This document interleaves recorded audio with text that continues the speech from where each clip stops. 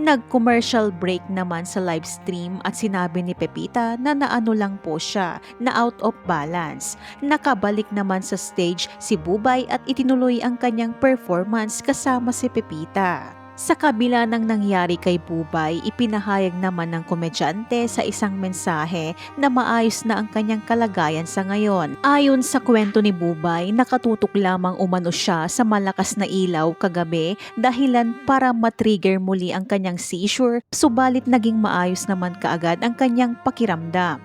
Sa kabila ng nangyari kay Bubay, pinairal pa rin nito ang kanyang professionalism at tinapos nila ni Pepita ang show. Matatandaan na hindi ito ang unang pagkakataon na nagkaroon ng seizure si Bubay. Noong April ng nakaraang taon, naging unresponsive ang kapuso comedian sa kalagitnaan ng kanyang panayam sa Fast Talk with Boy Abunda.